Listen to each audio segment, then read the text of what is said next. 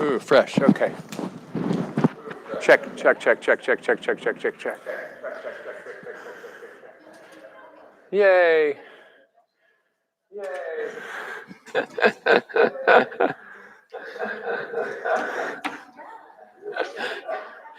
Oh my God. Okay. All right. Here we go, everybody. All right. So we'll begin. Actually, let me begin with the last two things that I want to share with you.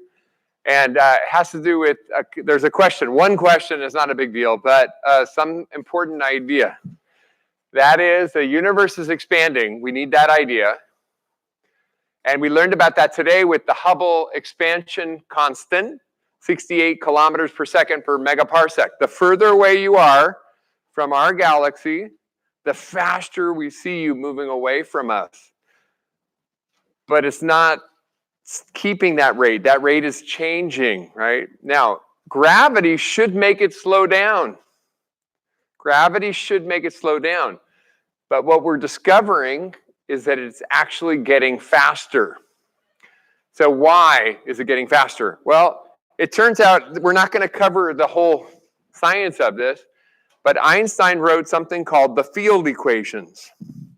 And again, if you find this interesting, take the black holes class. It's a really great class for this.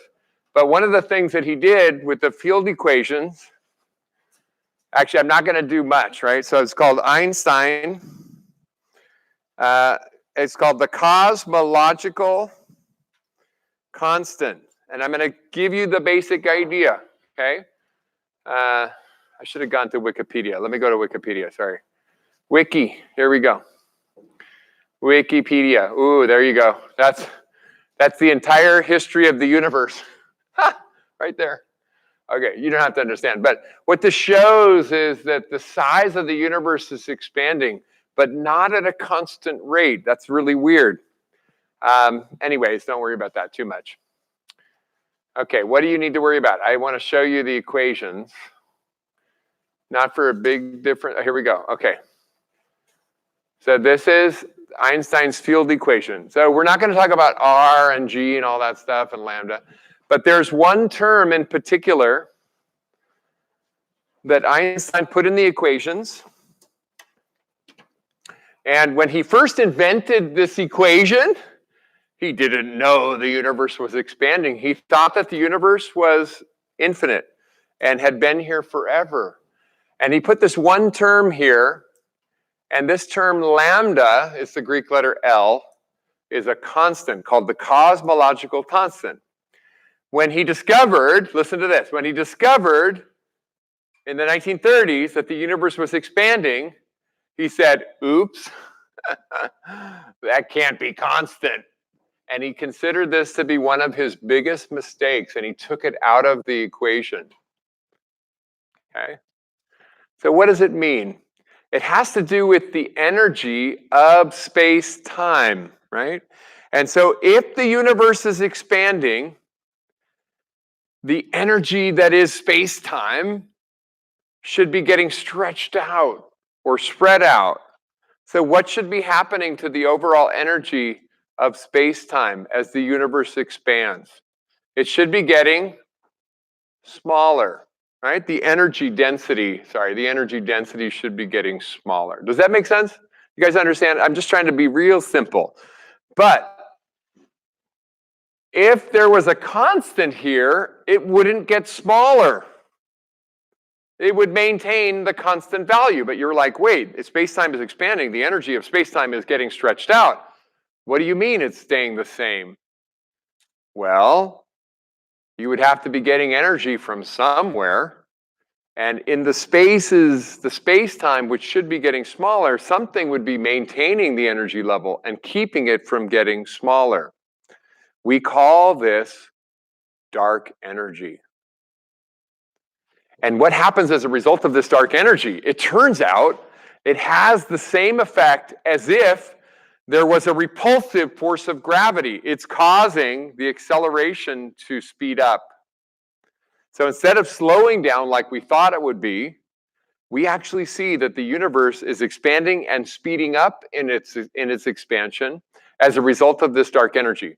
What is the dark energy? Have no idea. I have no idea. Nobody knows. Where's it coming from? I have no idea. Could it be coming from another universe? Yes. Could it be coming from another version of reality? Yes. Do I have any idea what it is? No, right? Do I believe it exists? I don't know. I see something happening. There's an expansion that's getting faster. But other than that, this is a really big question mark in my brain. Okay. Anyways, what you want to understand is we call something dark energy because we have no idea what it is, where it came from, but it has the weird effect of keeping the energy of space-time constant. And even though we know the universe is expanding, somehow the energy is being maintained constant. We're feeding in fresh energy from somewhere, I don't know where. And it has the effect of accelerating the expansion. That's the answer to the question that you need to answer. Okay? What is the impact of dark energy on the expansion of the universe? Is it speeding up, slowing down, or keeping it the same? What is the effect of dark energy on the expansion of the universe? It is causing it to speed up. That's the answer to the question. Okay, one question. I just wanted to throw that in because it's kind of fun. Dark energy is causing the expansion to speed up. Okay, there's another quick little thing I want to talk about. It's, again, a big picture. It's beyond chapter 16, but I just want to mention it to you because it's so beautiful. And it's called the Hubble Deep Field. And it turns out that a long time ago, people had this idea. They said, you know what, we look out at space, and there are some dark patches of the sky. There's some dark patches. There doesn't seem to be anything there. So the Hubble Deep Field was the first attempt to take a picture of the darkest part of the sky that could be seen. There's nothing there. There's nothing there. But let's take a picture anyways, just in case. You understand? There's nothing there, but let's take a picture of it just in case, okay? So Hubble takes its camera and stares for like 10 days straight. This is amazing. First of all, that it can be done. And second of all, they're in space. So there's no atmosphere to block their view. There's no day and night. Just take a picture of the darkest part of the sky that you can find. There's nothing there, right? Just for fun, let's take a picture for 10 days. I think it's about 10 days. 10 days, I don't know, somewhere down here. It says 10. It doesn't matter. It's just a long time. 2 weeks, I don't know. 10 days, I don't know. 10 days, 2 weeks, I forgot how long. Target, pick a dark spot. Pick a dark spot. Okay, whatever. 10 days, something like that, okay? And what did they find? Look at this. The darkest part of the sky that they could find when you stare long enough, it's just full of everything that you see is a galaxy. Not stars, galaxies. Everywhere you look, there are galaxies. Is that crazy? Okay, so then they followed up with another experiment called the Ultra Deep Field. Okay, and what do they find out? More of the same. Everywhere you look, the darkest part of the universe that you can see is really full of galaxies if you just stare hard enough. I mean, you getting the picture? They're everywhere, okay? So a couple of years ago, I found a beautiful thing called the Sloan Digital Survey. And I'm going to go to my, how do I go to my YouTube channel? How do I go to my YouTube channel? Anybody know? I could go to my oh, here's how I do it. Duh. I got you. I got you, fam. All right, here we go. How do I go to my videos? Okay, Sloan. Flight.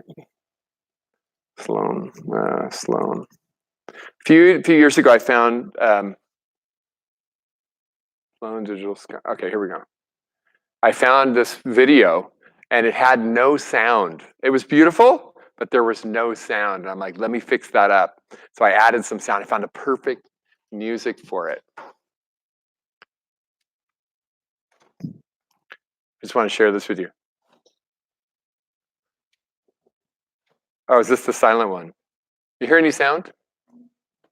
Okay, so it's beautiful, but silent. Okay, hold on. That's not mine. That's not mine. Okay, so you can say, you guys, it's really cool. So the Sloan Digital Survey was a video of all of the sky. It's a digital survey of the sky. How do I find my videos? I have to go to my videos. My videos. Your channel, maybe? Your channel. and then go blah, blah, blah. Oh, no, no. How do I find my videos? Upload. There's more. Where's the rest? Oh. Oh, here we go. Here we go. I got you, fam. All right, here we go. Same digital video, but it's a video taking pictures of all of the sky. So everything you see is a galaxy. Every little spot is a galaxy, right? Galaxies.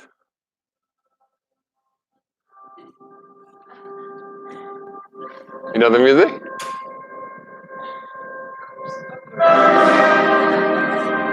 Anybody know this?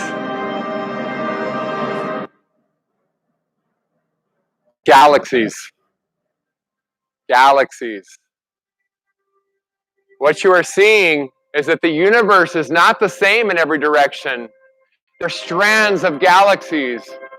They make up this giant web of galaxies. It's incredible. It's huge.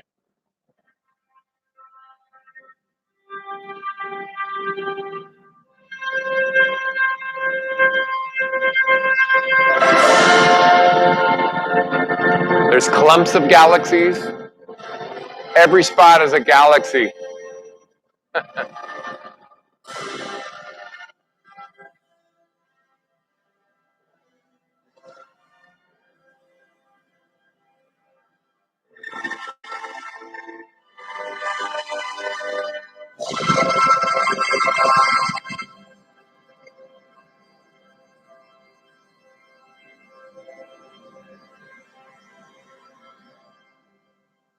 Okay, so that was like it was made for it, right? It's pretty cool. I thought it was the right time and everything. Okay, every little spot that you saw was actually a galaxy as big as our Milky Way with billions of stars in it. So why would I want you to see that? Just again, the final thing that I want you to share is that, or have, is that we're a part of something immense, something so overwhelmingly big and beautiful. I don't even understand the limits of it. It's just too big. And actually, that's why we just leave it till the end. We don't talk about it much. The universe is huge. But our galaxy is just one of hundreds of billions of galaxies that we know about right now. And there is some structure that's kind of interesting. We're just beginning to understand that. We do think that dark matter played a big role in organizing individual galaxies and also strands of galaxies. There was no dark energy in the very early universe. Dark energy has come afterwards, but now there's more dark energy than there is dark matter.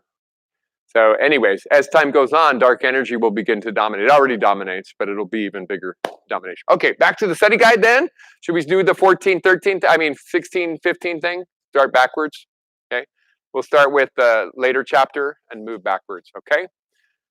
So it's just 2 pages. This is a much shorter study guide. I think we can probably finish it in just about 4 hours. That was a joke, sorry, okay. You don't have to listen to my jokes anymore. Okay. I don't know how to. Oh, command. All right, here we go. So we see some terms right here. Spiral nebula was the old name for a spiral galaxy. Before they knew that these nebula were galaxies, they thought they were just glowing gases. We have a grand design spiral. Anybody know the definition? It shows the arm structure, and you can clearly see the arm structure from the beginning, from the center to the edge, all the way. A flocculent spiral is one where the arms are a little patchy, and so you can't see the arms all the way from the center to the edge. A barred spiral has an elongated center. We talked about why that would be. The answer is a near miss. I would say tidal forces. A nearby galaxy, a galaxy went past and stretched the first galaxy out. Okay, an elliptical galaxy is an oval. Yeah, it's kind of a rounder. How about that? Rounder instead of flatter, and it's usually elongated. Yeah, and we also know that it is older, right? It's actually a collision happened and formed the elliptical galaxy. What's an irregular galaxy? Galaxies in the process of colliding. They do not have a definite shape. They're not disks. They're not elliptical yet. They will be. They'll become elliptical probably, right? Lenticular was just a very special little funny thing.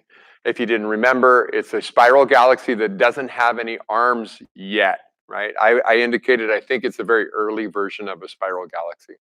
The Hubble tuning fork, if you remember, maybe we should just bring that up. Okay, that is something you're supposed to be aware of. It is what Hubble thought happens to galaxies. He thought that there was an evolution of galaxies. Which one was the earliest form of a galaxy? The ellipticals were the early galaxies, and then they evolved into spiral galaxies, right? The Hubble tuning fork. So Hubble tuning fork, this looks like it might be pretty good. Oh yeah, these are all great. Okay, so how do you begin, right? You begin with elliptical, and they do have numbers after them to indicate how stretched out or elliptical they are. So this one is perfectly spherical. We call it an E0. And actually, you don't need to know this, but it has to do with the kind of angular momentum. How mixed up is the angular momentum? We know that it has different kinds of angular momentum, this kind and this kind. If you have equal amounts of each kind, then you end up with a sphere, right? If you have a lot more of this kind and less of this kind, you get elongated in this direction. So when the two, let's say it's two galaxies, two spiral galaxies collide, the larger galaxy will make the longer axis, will define the longer axis of the elliptical galaxy. That's more than you need to know. Never mind, whatever. Okay, forget it. You don't have to know that. Okay, so according to Hubble, these ellipticals are flattening out. They're on their way to becoming spiral galaxies. But then, once they form a spiral, S0, lenticular, there's no arms yet, they'll either stay with a single center and become more evolved with finer and finer detail arms, or they'll be a barred spiral and they'll form more evolved arms. Okay, either way. So what's wrong with this? He said that the ellipticals are the youngest and the spirals are the evolution of them. Okay, it's exactly backwards, right? So the ellipticals come after the collision of spiral galaxies. They're not the first. And what's some of the evidence that you would be aware of to be able to say, why was Hubble wrong about that? Ellipticals are, what do you know about ellipticals that definitely makes them not be young? They have only old stars. There's no young stars in them.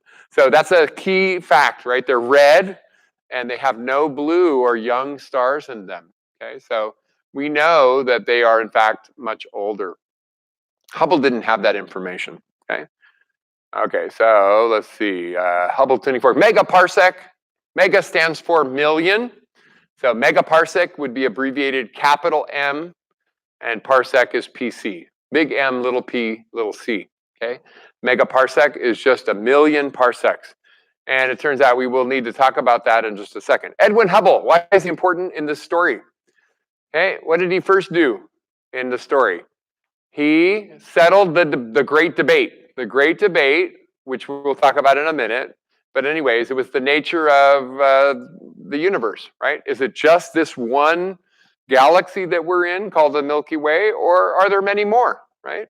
And in the beginning, we didn't know, right? Before 1930, before Hubble, we didn't know the answer. But Hubble did the job. He figured out what was this big key thing that allowed us to settle the debate. He measured the distance to Andromeda. How did he do it? We're going to ask that question in a second. We'll answer it right now. He used Cepheid variables.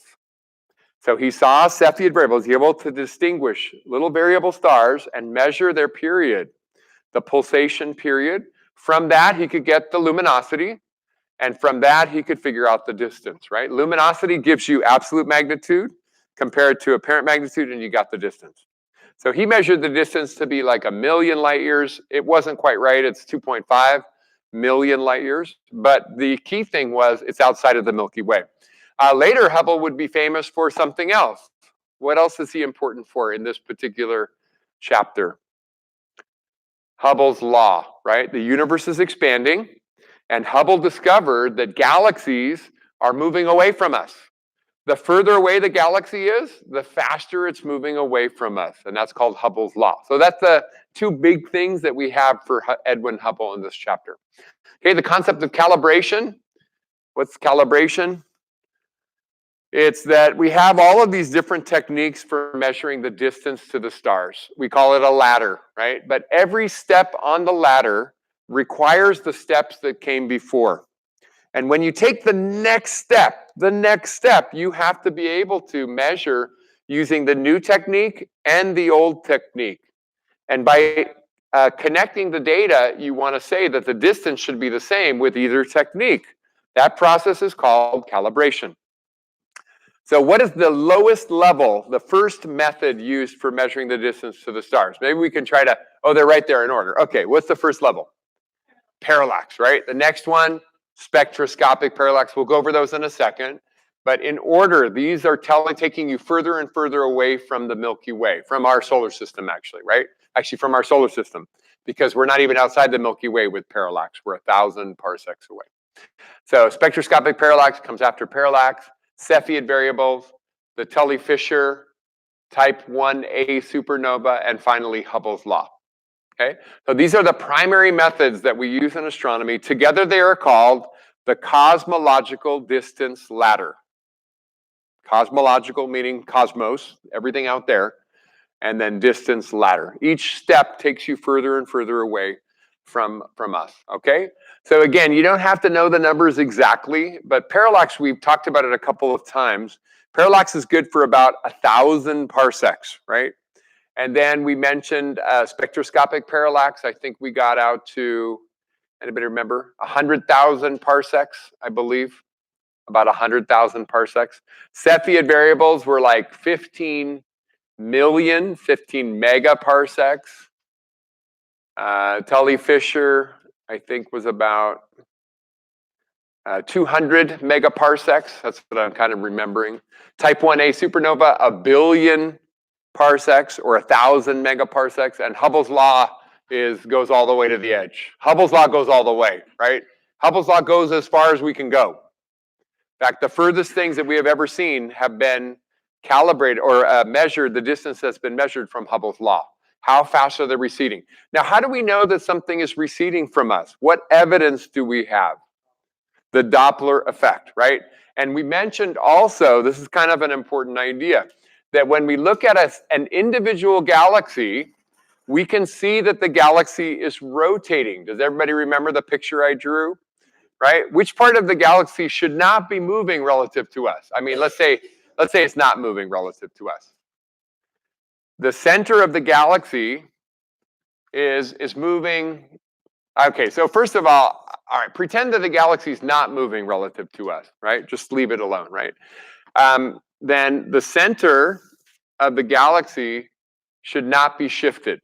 Okay, now we're going to find out later it is in fact shifted, but it's because the whole thing is shifted in the same direction, okay? But just taking a single galaxy, imagine that galaxy is not moving away from us. What would we see? The center of the galaxy should not be shifted, but one side or the other would be because the galaxy is rotating. So I forgot which side I did. I'm going to do it differently for the review here. I'm going to put red over here, and I'm going to put blue over here, right? So what does this mean? The stars on this side are red shifted, which means they are moving away from us. And the stars on this side are blue shifted, they're moving towards us. What direction is the galaxy rotating?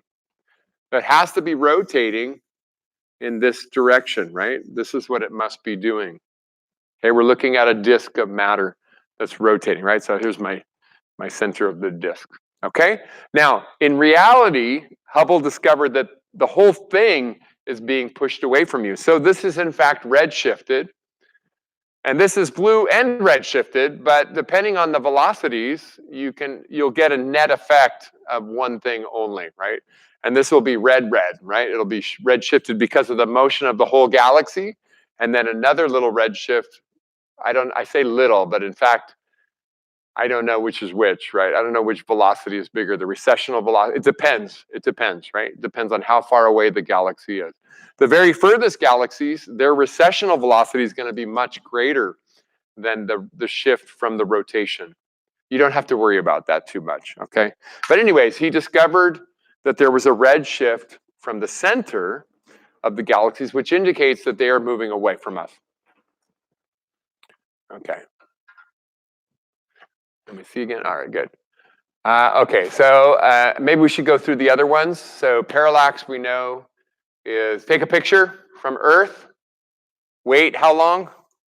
6 months, right? Until we're on the other side of our orbit, take another picture, and compare those pictures with the background star, compare the positions of the object with the background stars. If it's shifted, then we're measuring that difference as a parallax angle. And we can see that as a distance, okay? So the closer it is, the larger the shift will be, and the further it is, the smaller the shift will be. Okay, so the parallax shift depends on how far away it is. It only works to about 1,000 parsecs, though. The next one is called spectroscopic parallax, and the idea is we find two stars that look like they have the same spectra. So it's really not about parallax, except it measures distance as well. But the technique requires us to find two stars with the same spectra. Why do they have the same spectra? And the answer is they have the same temperature, okay? The same surface temperature. But why do they have the same surface temperature? They're at the same mass because they're at the same position on the main sequence. So they have the same mass. So they are going to be close to twin stars. Because they are twins, they must have the same luminosity, same absolute magnitude. So by comparing them to each other, we can calculate how much further the further star is from the closer. Okay, so we can actually get the distance to that star. Because we're saying these are twin stars. If they were next to each other, they would have exactly the same light coming from them. But this one is much dimmer because it's much further away. Okay, it's called spectroscopic parallax. The third one, Cepheid variables. We've mentioned it already several times. Who do we thank for the Cepheid variable law? Henrietta Swan Leavitt, right? That's her name. You want to remember the name? Cepheid variables, Henrietta Swan Leavitt, okay? And she showed that there's a very beautiful connection. The longer the period, the more luminous the star, right? The luminosity of the star goes up as the period gets longer. So the longer it takes to go through a cycle, the more luminous the star will be. Tully-Fisher, really, I told you not a great one, but it's what it is, right? You measure the star velocity at the edge of a galaxy, and the speed of that star around the galaxy is actually a way of measuring the mass of the galaxy. Visible and invisible dark matter, right? It's taken into account. And because we know the mass of visible matter, we can calculate the luminosity of that galaxy. Okay, so it's a way of connecting the speed of a star or the rotation curve of the star with its mass. Okay, and then its luminosity as a result of that. And then we have type 1a supernova, which we know pretty well, right? How do you get a type 1a supernova? Put a white dwarf with a red giant companion, and the red giant keeps feeding the white dwarf, right? So everything's fine until one day the white dwarf exceeds the Chandrasekhar limit, okay? And on that day, it's a supernova, right? It explodes. And because it's known to be 1.4 solar mass, we know its absolute magnitude. We can use that as a standard candle. We can use that to measure distance, okay? So it's an excellent one. And the last one we have is Hubble's law, which states that the further away a galaxy, the faster it will appear to recede from us. And it turns out to be a very simple formula. Maybe I should write that down. Actually, you don't really need to use the formula, but you need to actually kind of do. Never mind, you need to, okay? You need to, all right? But let me do a simple example for you. So let me do a simple example. So if I tell you how far away a galaxy is, with this formula, you can tell me how fast it should be moving away from us. So the formula is, this is such a simple formula, you do have to be able to do it, okay? But, okay, reality, I'm actually not going to be calculating anything. Okay, so reality, I'm not, okay? But here's the formula. The speed that a galaxy recedes from us is directly proportional to the distance to that galaxy. The constant that you need to make it equal is called the Hubble constant. Okay, that's the constant right there. The current value, you're supposed to memorize it. Who memorized it already? 68. I know it's not quite as fun, but it is. It's awesome. It's an awesome number, okay? 68 meters per second, kilometers per second per megaparsec. I know that looks unwieldy, but you gotta just try it out for a second. Let's try it. So what I want to do is give you a couple of quick examples, okay? Suppose I tell you the distance to a galaxy is 10 megaparsecs. 10 is a nice, easy number, okay? How fast would the galaxy be moving away from us? What is the recessional velocity? So the answer is you put this in for the distance, and you can do a calculation. So it's going to be 68 kilometers per second per megaparsec times the distance, 10 megaparsecs. Okay, so if you see this down here, megaparsecs cancels with this one. It's gone. And so what's 68 times 10? 680 kilometers per second. Okay? Now, what if you went twice as far, right? So the distance is 20 megaparsecs. What happens to the speed? It's twice as big. But you could do the work, and you would still find out that it's twice as big. So you could either do the work by putting it into the formula, or you can say, oh, if I'm twice as far, I'm going to go twice as fast. This is almost 700, right? What's 700 times 2? 1,400, okay? So the answer, I hope you're not confused, is 1360 kilometers per second. You could do the work, or you can just double that number and you could get it, okay? This is not a math class, okay? It's not going to be a lot of math. But can you double a number? Okay, you can do that. That's about what I asked you to do. All right, clear? Good? Okay, you guys see that? Okay, at home? All right. Oh, man, I'm getting good at this now, right? Okay, maybe. Okay. Hubble's up. Hubble constant we mentioned. Okay, here we go. Our last section. Active galactic nuclei. What are we talking about? A galaxy which exhibits something interesting. It's active. It's doing something, right? And in fact, all of them are in the very center of an AGN. We have the real power source, which is a supermassive black hole. So supermassive black holes are going to be the core of these AGNs. Are they doing something? And the answer is no, not all the time. In order to do something, in order to see anything come from a black hole, it needs to be feeding, okay? Black holes by themselves are invisible. I mean, we can see the effect of stars circling them, but they will be essentially invisible. When they start to eat, though, suddenly it's like they put on clothes, right? So they're invisible when they're not wearing any clothes. All right, forget the analogy. We don't need it. Okay, all right. They're not invisible when they're eating, okay? So somebody comes too close to a black hole, we have material falling in, goes into orbit for a little while around the black hole. What do we call that? Material in orbit around the black hole, we call it an accretion disk, right? So outside of the black hole, we have an accretion disk.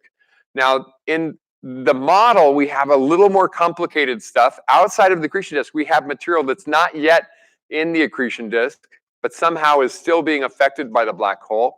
It's a torus of material, a donut of material, and it's dusty material. So it may eventually make it in, or it may stay there for a while. It may be there for a long while, as a matter of fact. Okay, so let me bring up a picture, because I'm talking too much. Let me tell you what happens. Okay, so I didn't get a chance to do this, but you guys are here. You'll be okay. Everybody else will be in trouble. Okay, so that's kind of pretty. That's pretty. But I think I need a picture. That looks like the picture. Okay. Okay. Pretty good. ResearchGate. Oh. Okay, so you have to This is not the same picture in our book, but it's pretty similar. So the black hole is right there in the middle. The accretion disk is right around that. It's very tight, right? Very close. But then we have this big torus that's around that. Okay, so this is called the unified model. We do have a couple of different kinds of galaxies that we talked about. Seyfert type 1, Seyfert type 2. Seyfert type 1 shows these broad lines, and that turns out to be related to the temperature. So if you can see a very hot gas in the accretion disk, you are going to be able to see a Seyfert type 1 galaxy, right? So it looks like we're looking all the way down and we can see the accretion disk. If you can see the accretion disk, it's called a type 1 Seyfert galaxy. If you have to look through the big torus of dust because you're looking from the side, you don't see directly into the core. You can't see that. But you see it through this dust. We see a very strong infrared signal, and we see very, very weak lines, which makes them not broad anymore. And so that's called a Seyfert type 2. Okay. The other one, radio loud, means if you're anywhere in this opening, you're also going to get a lot of radio waves. Okay, there's going to be a lot of radio signal coming from them. But if you are right here, they're only showing one jet. There's something wrong with this picture, right? You don't get one jet. You always get two jets. Why? What are the jets a result of?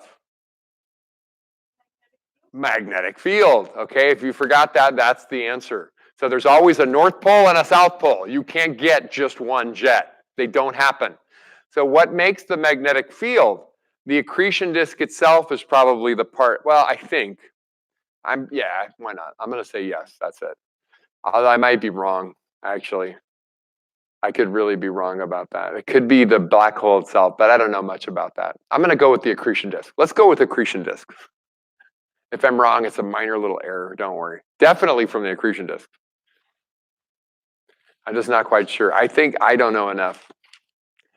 I think the black hole can't signal us at all, so no light can make it out. No magnetic field from the black hole. Okay, but I might be wrong about that. So don't quote me.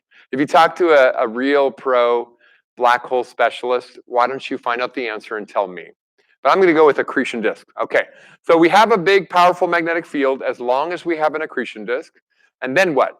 Well, material comes in, conservation of angular momentum.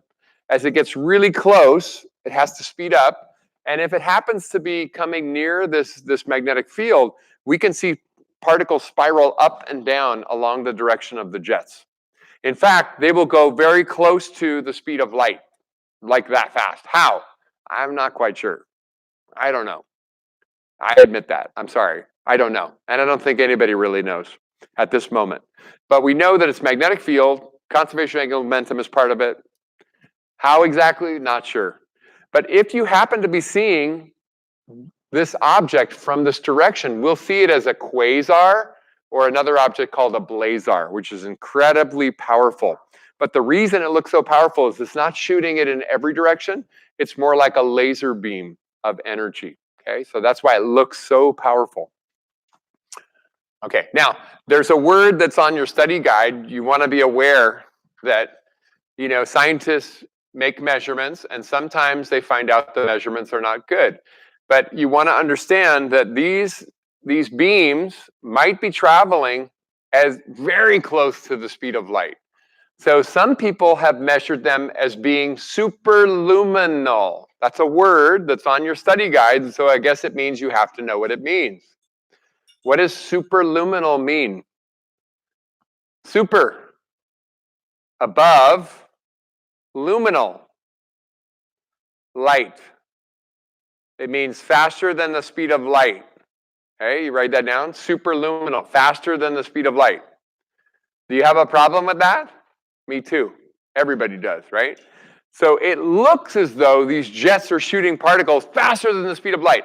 But in every single case so far, when they go back and really study it carefully, they find out it's just incredibly close to the speed of light. If you make even the smallest error, it can look like it's going faster than the speed of light. But what this means is they're going really fast. I mean, they're going at nearly the speed of light. so that you can easily make that mistake. But technically speaking, superluminal is a little bit strange, right? We should have, you'd be like, wait, Einstein said no, you can't do that. And mostly that's all you need to worry about, except it turns out there's a little caveat, and that's only true for inertial reference frames. Okay, so if you study more astrophysics, you find out that we do see things moving faster than the speed of light. Sorry about that. And it's okay. You have to let go. I've let go. I'm okay with it. Okay, you should too. But it's not in this class, so don't worry about it. Okay, and unified model is what I just showed you, all the pieces. What are the pieces of a unified AGN model? Supermassive black hole. Outside of that, accretion disk. Outside of that, dusty torus. And don't forget the jets that come out of it, okay, as a result of the magnetic field. AGN outflows are those jets coming out of it. Okay, here we go. Let's be able to, not that long, we're almost done with this chapter. Be able to describe the nature of the 1920 debate, the Great Debate, and the position taken by Harlow Shapley and Heber Curtis. Okay, so you remember who's who. Harlow Shapley was the guy who discovered the globular clusters and found 150 of them in the Milky Way. Remember this story? And he found out that they make a spherical shape, and he found out that the center of the Milky Way is not where we are, right? The first person to do that. But he also believed that everything he could see was part of the Milky Way. He was a believer that everything is just one galaxy, one thing. Heber, and I spelled it right here, so Heber was the guy who came out and said, hey, those spiral nebulas, those are not in the Milky Way. They're going to be individual galaxies. He was the one who was right. I showed you the video a few minutes ago. Every spot that you saw was another galaxy. There are billions upon billions of galaxies. And each one of the galaxies has billions of stars in it. And each star has several planets around it. Are we alone? It's not possible. It's just not possible. What kind of universe would put life around one tiny little planet, around one tiny little star, in just one of the galaxies? Come on. What kind of universe is that? Do you want to live in that kind of universe? I don't either. I mean, what is the point? Okay, anyway, I hope I'm not offending anybody. But there's got to be life everywhere. Just haven't found it yet. Okay, so Harlow Shapley believed that there was just one. Heber Curtis thought that there were many, and he was right. And Edwin Hubble made the debate go away by measuring the distance to the Andromeda Galaxy, finding out that it was millions of light years instead of thousands, and it's just outside of the Milky Way. Not possible. Describe the major differences between spiral and elliptical galaxies in terms of morphology, shape, and structure, and the rate of star formation. This is pretty simple. Don't worry too much about it. One, what do you say? Spiral. What do you say? Spiral? Rotating, yeah, okay. The stars are going the same direction or not? Pretty much the same direction, yeah. Flat like a pancake, yeah. Conservation of angular momentum, yeah, it's all good, okay. New stars or no? New stars in a spiral galaxy like the Milky Way. Are there any new stars? Yeah. Come on, David, yes, of course there are. Definitely new stars, okay. Lots of blue new stars. So what color do we call them? Cosmologists call spiral galaxies blue galaxies. Okay, they've got lots of new stars in them. Blue for the big, hot, young stars. Okay, and what about elliptical galaxies? How they're different, right? What are they? What's their shape? More flat or more round? Ovally, roundy, right? So they could be spherical, but they're usually stretched out. Okay, more like an oval, like an egg shape or a football shape. And what's special about them? Any new stars? No new stars. They're just done creating new stars. All they have is the old ones. So what color are they, according to astronomers? They are red, right? We call them red galaxies. So we say blue galaxy, red galaxy. And I'll use that term in the finals, so you know what I'm talking about, right? So if I say blue galaxy, it's probably a what? A spiral. And if I say red galaxy, it's probably an elliptical, right? I mean, I guess it could be irregular, but what is an irregular galaxy? It's two galaxies that are in the process of colliding. So I don't know why I would be talking about it like that, right? Anyways, I probably wouldn't. Anyways, so morphology means shape, and then star formation we mentioned already. So red means no new stars, okay? How did Hubble originally interpret the tuning fork? What would be a quick answer to that question? The oldest galaxies, the youngest galaxies were elliptical, and they evolved into spirals, okay? But we actually know that that's backwards, right? Spirals collide and form ellipticals. Great. What about the number of globular clusters? Does that support the idea? Does that work or no? What about the number of globular clusters? Which one has more, spiral or elliptical? Ellipticals have more. Does it make sense then that if you merge two spirals together, the object you form is going to have more globular clusters? That makes sense, right? You add the globular clusters together. So again, it makes sense. And why are they elliptical? Are the stars going the same direction? Or are they going in all different directions? You're supposed to know. Okay, the answer is they're not going the same direction. They're going in all different, probably two primary directions, which would indicate two primary contributors. Two galaxies are enough to make an elliptical galaxy. You don't have to know much about that. Okay, describe the major components of the unified AGN. We have done that, but again, one more time. Let's say black hole, accretion disk, dusty torus, jets. Okay, 4 things. Memorize. Okay, memorize. I didn't talk about this, but 1/3 of the spiral galaxies are barred.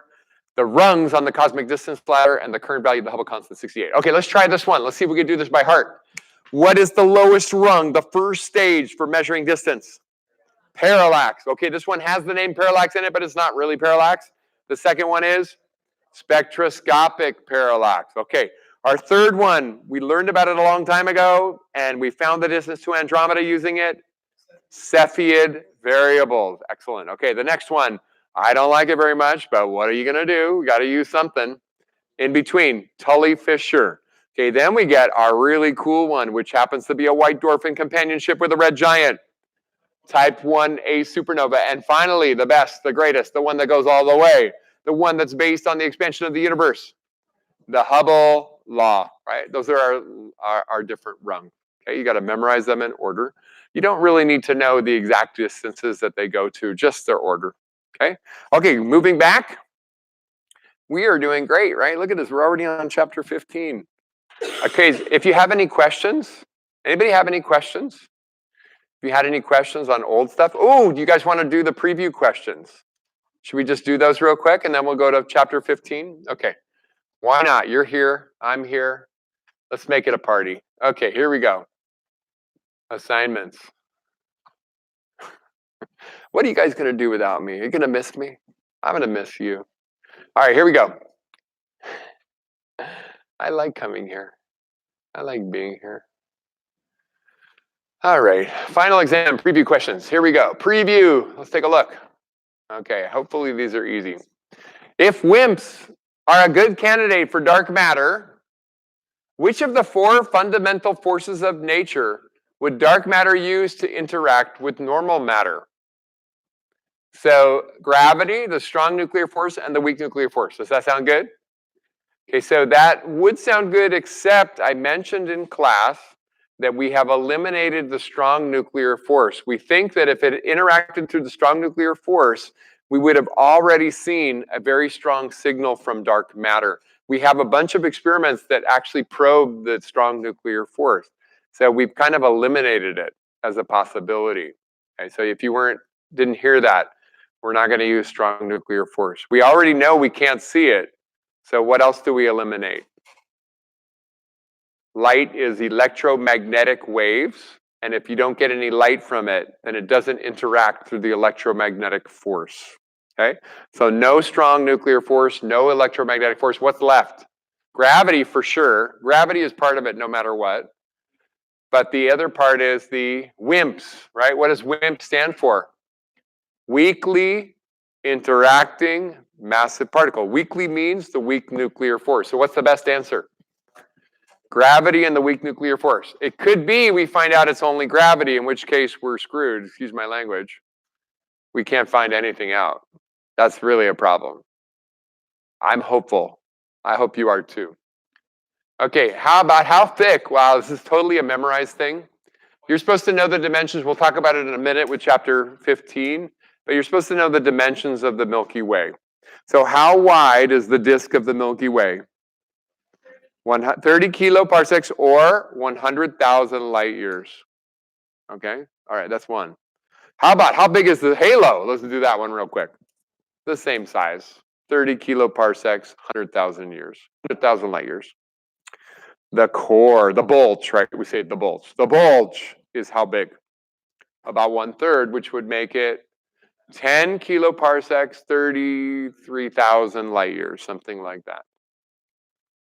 What's left? Oh, the thickness, right? How thick is the edge? And that's the question right here. At the edge, we have 0.6 parsecs, 0.6 kiloparsecs, sorry, 0.6 kiloparsecs, which is about 2,000 light years thick, okay? So you have to memorize, I'm sorry, but that's one of the questions. Oh, and it's on the test. Is it on the test? Yeah, it's on the test, and this is the question. So which one are you getting? Oh, I'm getting this one. Okay, that's the one. you could basically not, oh, but maybe I'll ask you more, right? There won't be too many more, but anyway, there you go. 2,000 light years, 0.6 kiloparsecs. Number 3, which of the following provides evidence for a supermassive black hole called Sagittarius A star at the center of our galaxy? So there's a strong magnetic field near the galactic center. Is it directly visible in the infrared? It's a black hole. No, right? No.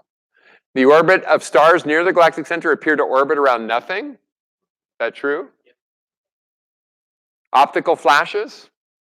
Not usually.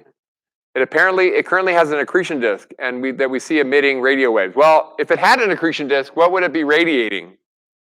Not radio waves. What? X-rays. Okay, so that answer is definitely not right.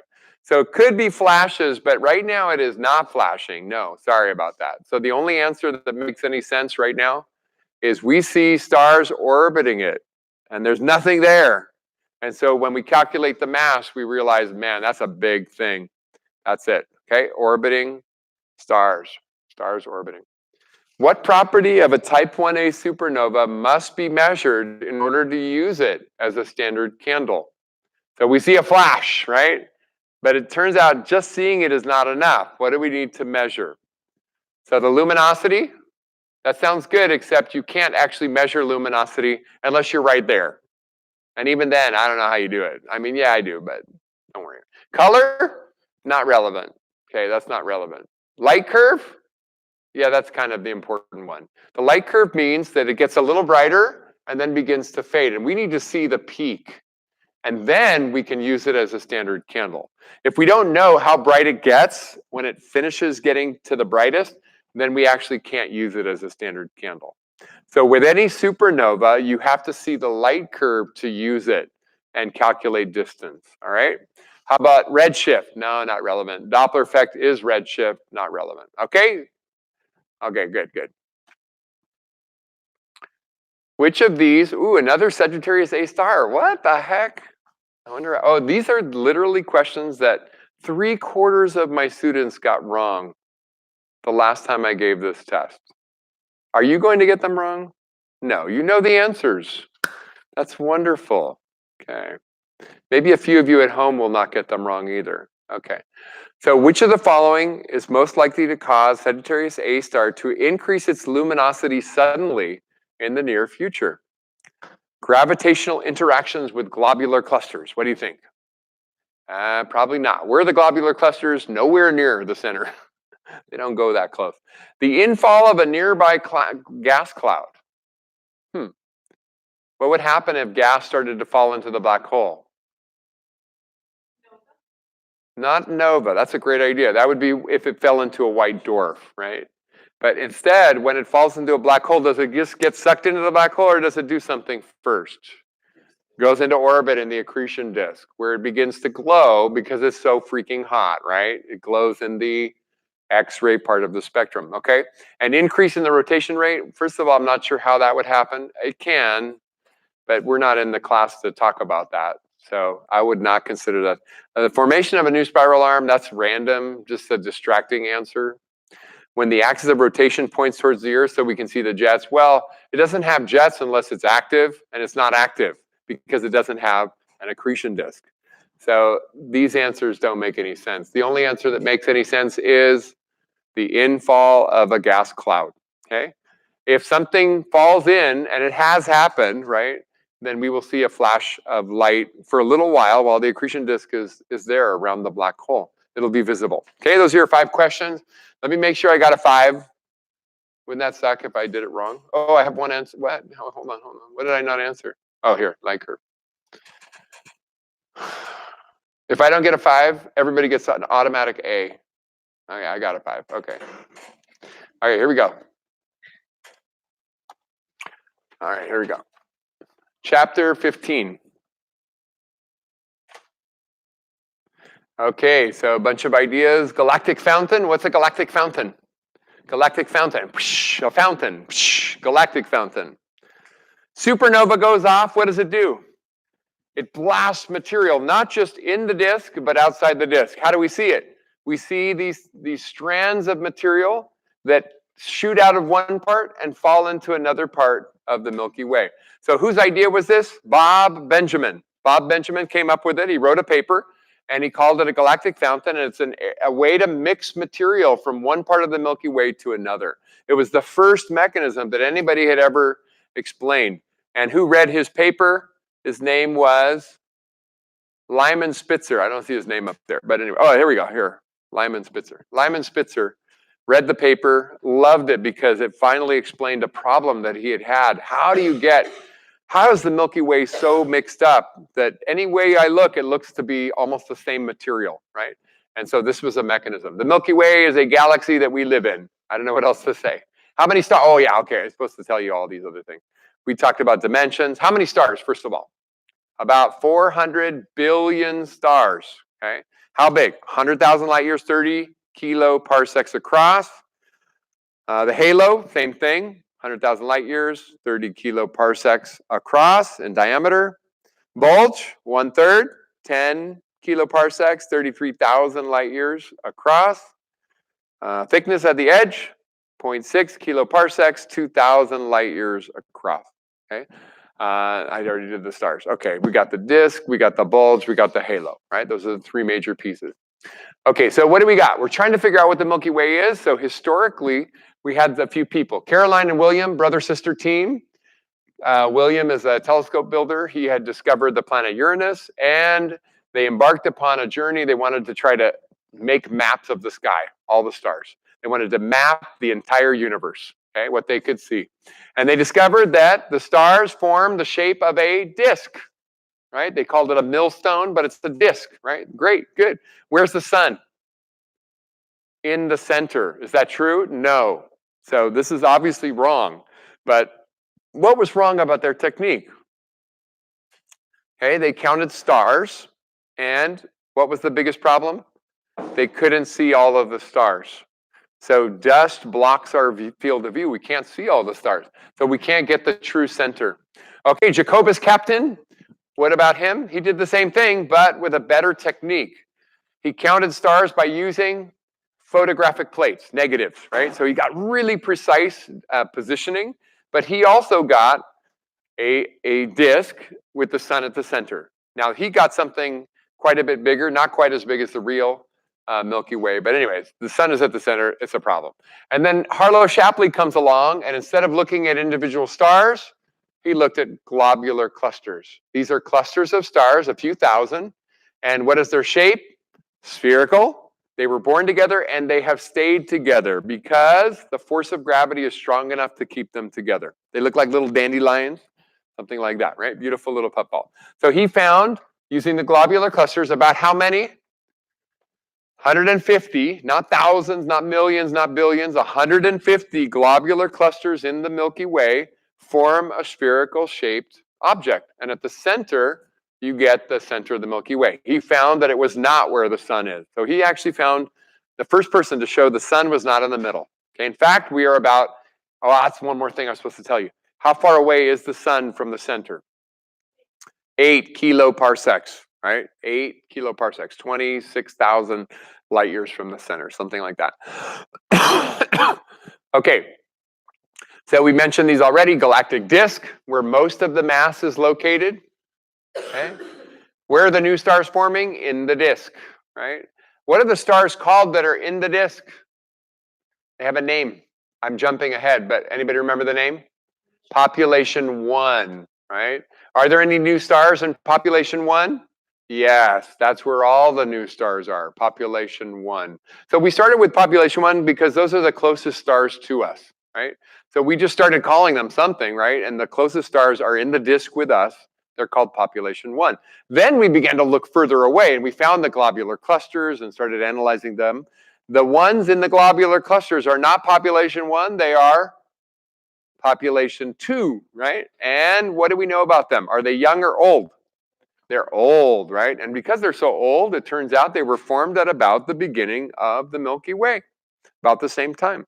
So what's special about them? They were not second, third, fourth generation. They're first generation stars. So when I say first generation, what do you think about? Very low metallicity. They don't have any enriched elements, right? They're not enriched. They don't have rocky planets. They're just the stars, right? And when they blow up, then they'll be able to generate the other elements. All right, spiral galaxy, a disk galaxy with arms of material. But what about the arms? Are the arms made of stars or not?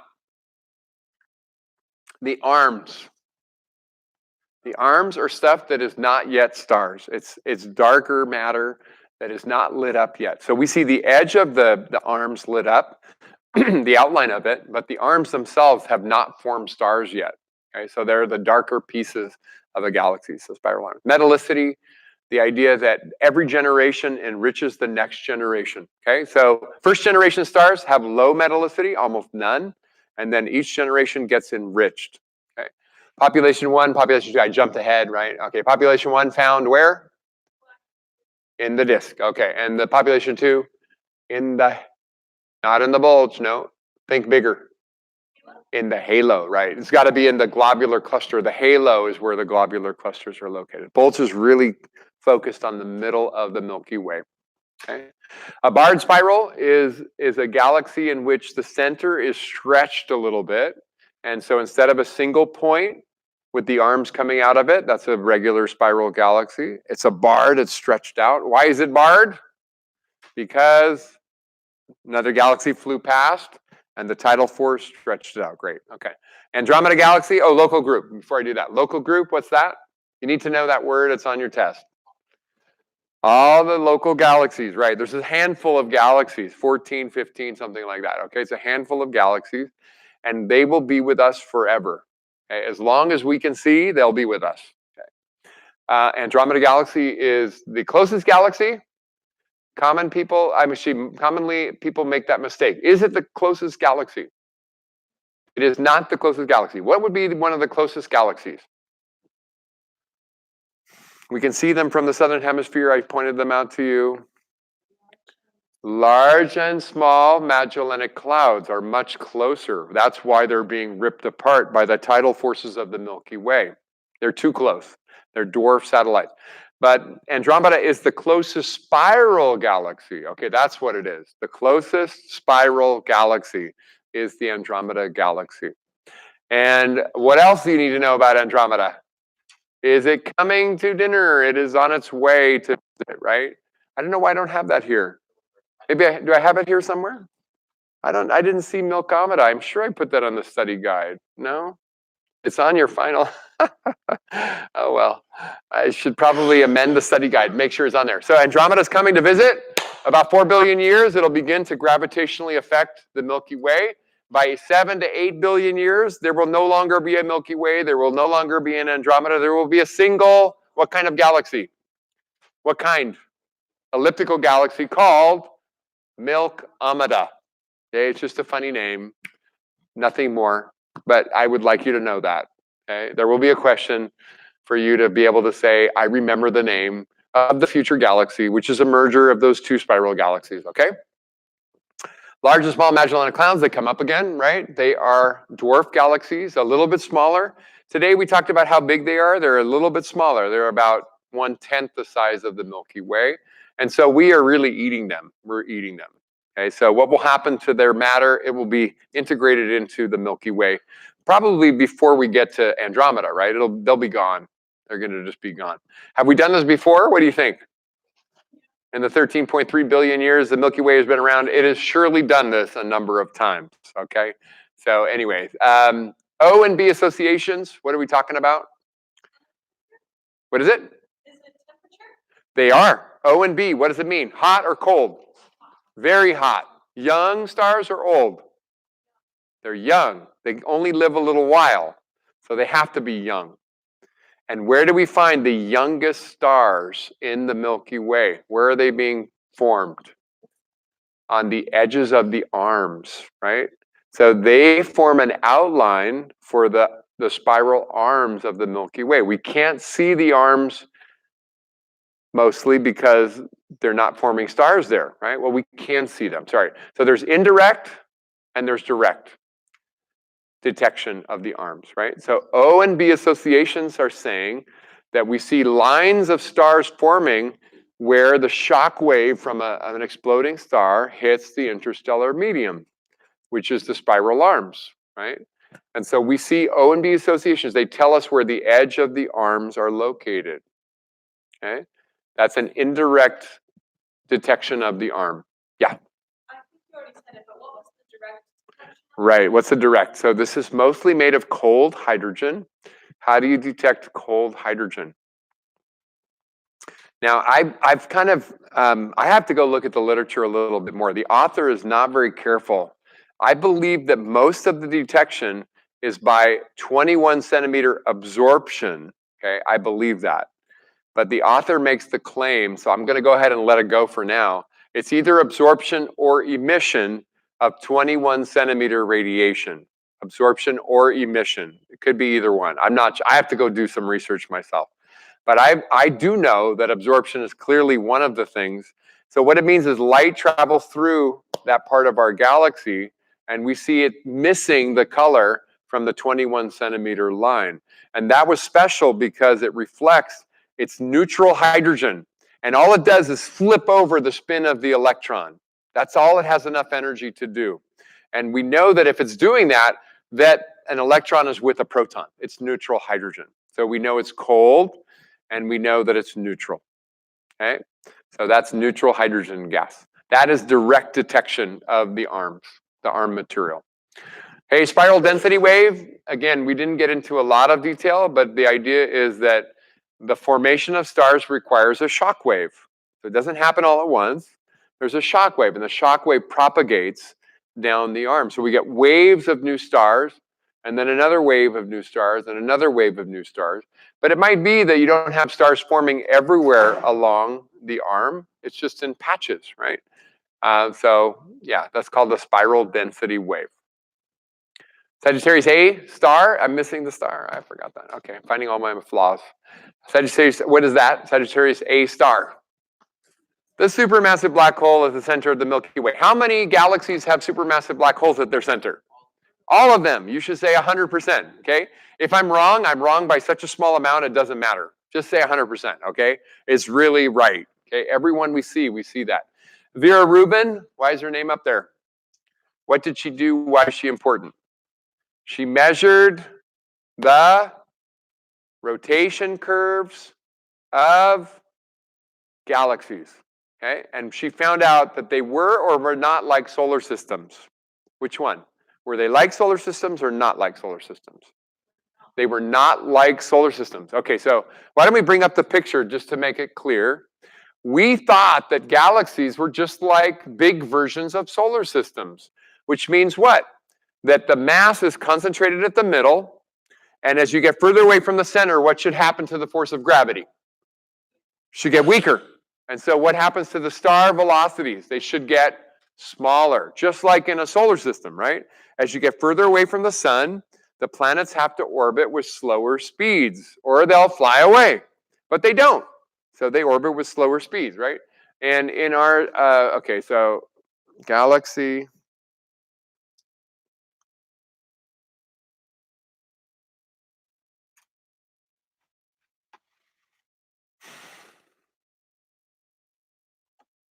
Oh, that's nice. I like that one. That's a good one. Oh, of course, Wikipedia. Wikipedia is so awesome. Did I mention I like Wikipedia? Okay, so this is such a good picture. Oh my gosh, I love it. I should put this in my slides. I'm going to steal it. Okay, so you know why I like it? Anybody? You see the data? The data. Oh, I like the data. Oh, I like the data. The yellow with the bars and the blue with the bars. Oh, I like this a lot. Anyways, okay, sorry, you don't care. Okay, so we expected that as you go further away from the center of the galaxy, stars should move slower because gravity is getting weaker. What we found is they not only don't slow down, they seem to be even going faster. That doesn't work. Gravity should not be strong enough to keep them from flying away. But they obviously are not flying away. We have galaxies that are stable. Okay? We have been here. Our star has been here for 4 billion years, for almost 5 billion years, right? So in 5 billion years, we didn't fly away. We're not going to fly away. We're here. We're here to stay, probably till we die. Okay? Oh, we're going to join the Milkometer galaxy later, right? So what has to be true? Vera Rubin said there must be a greater gravitational force than I can detect. With the light that I can see from stars, there must be more stuff there creating a force of gravity. And she called that stuff dark matter, right? So dark matter is invisible. We can't see it, but it produces a gravitational force, or helps to produce a gravitational force that keeps galaxies from flying apart. So this is the picture. This picture shows you what the speeds would be from a typical solar system or from a galaxy that didn't have dark matter, right? This is what it would follow. And so the real thing, of course, is going much faster than expected. There must be more matter there in order to keep it from flying apart. Okay, so we actually talked about a few things. Vera Rubin, that thing that I just showed you is called the rotation curve. So it's measuring the speeds of stars as you move further away from the center of a galaxy. That's called the rotation curve. And because of her measurements, she decided there had to be dark matter. So dark matter, there two of the possible candidates were machos and WIMPs. Okay, so you have to know the two candidates that we talked about. Machos stands for what? Massive, M-A, massive, compact, halo object, macho. Okay, so this would be what? Neutron stars, black holes that are whizzing around, not shining with much light at all, maybe none, right? In the halo. It was perfect. It was absolutely the best idea ever. I was sure that was going to be the right answer. But what happened is they did experiments in which they predicted if there's a bunch of black holes whizzing around, what effect would we see? And the answer is that the light would bend around the black hole and make a little brief flash. And so that event, called the microlensing event, should happen a lot if there's a lot of black holes. When we do the measurements, we don't see them. They're not there, which means the black holes are not there. They are not. So something else is giving us the gravitational effect, not black holes. So we're jumping down to another idea called WIMPs, and WIMP stands for weakly interacting massive particle. And those particles are still candidates, right? We haven't ruled them out, and hopefully they interact both through gravity and through the weak nuclear force. We have not detected them yet.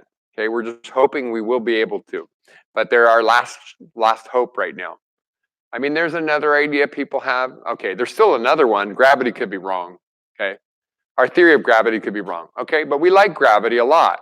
It's been working pretty well, right? Really well. And so you see, we're reluctant to throw that out. Maybe, but maybe gravity is wrong. I see legitimate answer. Gravity, that theory that we thought was right, is wrong.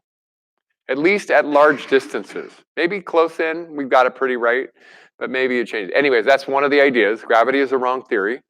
And then another is a dark matter. Okay, well, there's an invisible matter. Which one do you like better? Gravity is wrong, come up with a new theory. Or there's this invisible stuff that we can't see yet that is affecting gravity, okay? Either one is hard, okay? So, all right, anyways, jumping right down here, we got a bunch of things to be able to do, and then we're done. We're gonna be done early. Is that okay? Or you want me to just talk more until I fill up the 2-hour period? Anybody a fan of that idea? How many people just want to finish and just be done? Let's just be done, right? Okay. All right, describe Bob Benjamin's interaction. He was a graduate student, and he wrote a paper, and he submitted it. And in academia, what happens to an article that you write? Somebody referees it. Somebody reads it and criticizes it and gives you that feedback, and you have to rewrite, listening to their feedback, and make it better, right? And so Lyman Spitzer, who was the expert in the world on these areas, was his referee, and he gave him feedback, and he says, "I love you." No, he didn't say that. He said, "I love your work. It really solved a big problem for me." And in fact, they ended up working together later, and had a really wonderful career together. I'm sure they became fast friends. I don't know anything about that, but anyways, I'm presuming. So student, referee, that ended up becoming collaboration. And their key topic that they were talking about was the galactic fountain idea. Okay, the first idea that allowed material to jump from one part of the Milky Way to another, thereby mixing material. Because when we look at the Milky Way, it doesn't really look very different in any direction that we look. It seems homogeneous. Homogeneity, homogenized, you guys know what the word means? It means blended so that it's all the same. Homogenized milk doesn't have clumps in it. Anybody had raw milk before? It has clumps. Don't eat the clumps, right? I don't know. Maybe you could eat them. They're probably good for you, as long as the cow's not sick. Okay. That's kind of gross. Okay. Discuss how the model of the Milky Way has changed in the last 250 years. Talking about the Herschel siblings, and then Captain, and then finally we got, what was his name? What was his name? I forgot his name. No, not Hubble, before him. Oh, come on. You guys are supposed to know this. What's his name? Harlow Shapley. All right, Harlow Shapley, sorry. Okay. You're supposed to know this. Okay, so talking about those, right? At the beginning, they counted stars, tried to map out the position. What did they find? They found a disk, but the big problem, the sun was in the center. Okay, both times, right? Then Captain used photographic plates, again, counted stars. Sun was in the center. He got a bigger picture, better picture, but still, sun is in the center. That's not right. And then finally, Shapley was able to look, instead of stars, he looked at globular clusters, and that distribution of globular clusters was itself a sphere. So he took these spherical clusters and mapped them out and found the center of that. And he said, that's where the center of the Milky Way was. He was right. That was the right idea. Okay, so we changed the shape, stayed pretty much a disk, but it got much bigger once we did that. And the position of the center changed, right? Instead of being where the sun was, we finally knew that the sun was about 8 kiloparsecs from the center, okay? All right, let's see. Clearly describe the differences between population 1 and population 2 stars. What's the difference? Population 1, young stars, stars that are just forming, brand new stars. So what color would they be? A lot of blue stars. There's not a lot, actually. There's going to be some blue stars, okay? In fact, they're always mostly red stars. Sorry about that. But in fact, you get some blue stars. In population 2, no new stars, right? Where are they found? Yeah, sorry. Hans, what's that? No, go ahead. Go. Mm-hmm. So so that's the question, right? Where are they found, right? So the population 2 is in the halo, population 1 is in the disk. So no new stars are really forming in the halo. They're all forming in the disk. That's where most of the matter. That's where the ISM would be, right? So if there's no ISM, dense ISM, then you can't get new stars. Remember we talked about coronal gases a little bit? Anybody remember coronal gases? I mean, more than a little bit. I hope you remember something about coronal gases. Coronal gases are evidence of a violent past event. So elliptical galaxies are surrounded by a halo of them. But also the galactic fountains show them, right? So where the explosion occurred, we see lots of coronal gases, and then matter spewing back or coming back onto the Milky Way. What pulls it back onto the Milky Way disk? Gravity. Very good, gravity. Okay. Describe the interactions among the galaxies in the local group, in particular the effect on the Magellanic Clouds and the future collision of the Milky Way. Oh, here we go. This is actually where I got to answer the question. Okay, so what are the interactions? So they're close enough that they are held together by the force of gravity. Will they eventually drift apart? No. They will always be together. The local group is a small group of galaxies that is going to be with us forever. Okay? And Magellanic Clouds are so close that they're actually being ripped apart by the tidal forces from the Milky Way. And the Milky Way and Andromeda are colliding. Two spiral galaxies will form an elliptical galaxy called Milkomeda in about, well, it starts 4 billion. In about 8 billion years, it'll be done, right? It'll be finished. We'll be in a new galaxy. How do we see spiral arms, direct and indirect? What's the indirect? The O and B associations. They show us the outline of where the arms are. And then 21 centimeter radiation, either absorption or emission. I'm not really sure if it's just absorption. It probably should be some emission, but I think it's weak. But I don't know. I might be wrong. So just say any kind of 21 centimeter. If it says 21 centimeter, that's what we're talking about. Okay, that's a radio wave. And we see them absorbed because there's lots of neutral, cold, neutral hydrogen called H1, right? Cold, neutral hydrogen, H1. Explain how Vera Rubin deduced the existence of dark matter. She measured the velocities of stars in their galaxies and created the rotation curves, right? And she showed that instead of slowing down, they go the same speed or even faster the further away they get from the center. Describe how machos would be detected. How would they be detected? A macho, a black hole, goes and flies in front of a star. What happens?